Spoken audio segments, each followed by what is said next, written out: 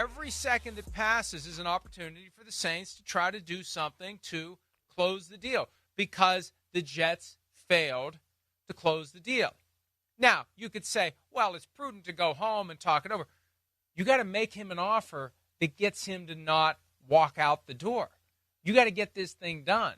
So the Jets, and this fits with the vibe from the Jets as it related to Ben Johnson. They weren't interested in Ben Johnson because they feel like they shouldn't have to recruit someone, which just is a sign of institutional arrogance, which explains a lot. At some point, you got to recruit someone. At some point, you got to say, we want you. What does it take to get you? Not, well, if you don't want to work for us, there's something wrong with you. Screw that. At some point, you got to kiss somebody's ass. See, this is what happens. When all these teams are owned by billionaires who are used to having their asses kissed all the time, they don't want to kiss somebody else's ass. That's what it comes down to. They didn't kiss Aaron Glenn's ass enough to get him to take the job yesterday. I don't know. I don't got any inside info or inside word there as far as what happened. It is surprising when you start to hear a team say, yeah, they want that guy, and it seems like you're being led down the, hey, we're working on a contract and all that, and that, hey, here it is the next day, and it hasn't happened. And, yeah, we do know that New Orleans is interested, and plus he's got a history with New Orleans just like he does the New York Jets. Right? So, yeah, that would scare me. It certainly would. But I don't know what's holding it up. I don't know if it's a money thing, a structure of the organization thing, whatever. I do like Aaron Glenn to the New York Jets. I certainly think he's got the personality and the toughness here as far as for New York and some of the crap you could deal with in the Northeast. And I think he brings a little bit, some juice to the organization too. Certainly. So I like that aspect. I think he fits. He'll fit New York, definitely. I want to see who he's going to bring with him and the coaching staff and all that. That's going to be interesting to see. But, yeah, Mike, I'm kind of shocked, too, that it still hasn't got finalized. I thought it was going to be one of those where I woke up this morning and it happened over the middle of the night, or I was getting word that he's going to be named head coach here very shortly, and we're still sitting here in limbo. Dysfunctional teams do dysfunctional things. Dysfunctional teams let their top target for the job get out the door without a deal. And I had a flicker of a memory, and I can't believe it's been 21 years. Antoine Winfield Sr., when he became a free agent after starting his career with the Bills, he went to the Jets. The Jets wanted him, and what did they do? They let him get out the door. And he went to Minnesota, and he signed with the Vikings. You can't let the guy leave. You got to get the deal done. And now the window's there for the Saints to do what the Jets failed to do. At some point, you got to kiss some butt. At some point, you got to make somebody feel wanted. At some point, you got to make them an offer they won't refuse. And the Jets didn't get it done. Whatever it wasn't enough to overcome Aaron Glenn's desire to go home and think about it. And we've all been in that situation. They're trying to sell us a car. They're trying to get us to buy this, right? I want to go think about it. I want to think about it.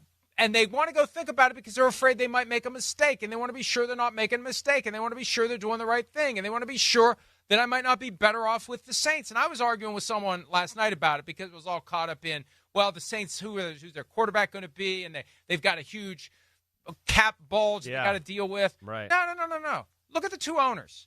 Which of the two owners would you want to work for? Would you want to work for Woody Johnson or Gail Benson, who stays out of your way and lets you do your thing and is extremely patient and supportive? Or Woody Johnson, who's going to be sending you texts about Madden ratings that were copied and pasted from his kids, allegedly? I mean, which one do you want to work for?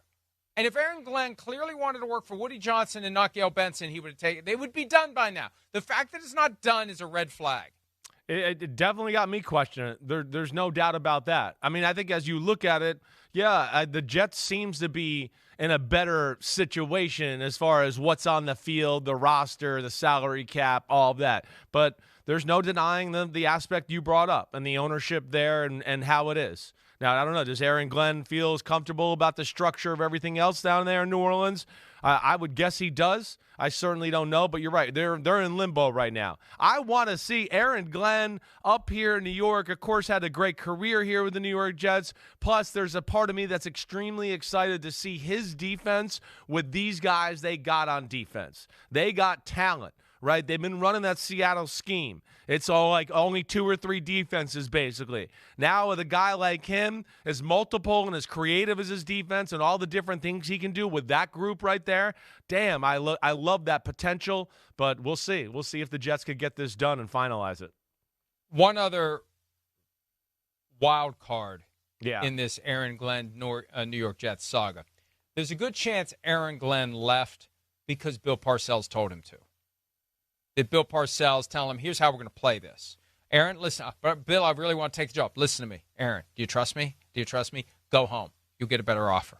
Go home. Right? They're not going to anybody else. They want you. Go home and wait, and you can thank me when they sweeten the pot, or whatever the case may be. However it is, it's entirely possible he's got Bill Parcells guiding him through this and giving him the courage to do something that's tough to do, to walk out of that building and not take that deal, because they could pivot to somebody else in theory. So, interesting to watch. Well, when you say that, too, just like I think of like Jeff Ireland's down there in New Orleans, right? And he's got a history with Bill Parcells as well. But, yeah, I just, connecting dots there. Hey, Parcells may be playing everybody against everybody. I mean, he may be pulling strings here, there, and everywhere, So it's just he's a factor in all this because he's close with Glenn.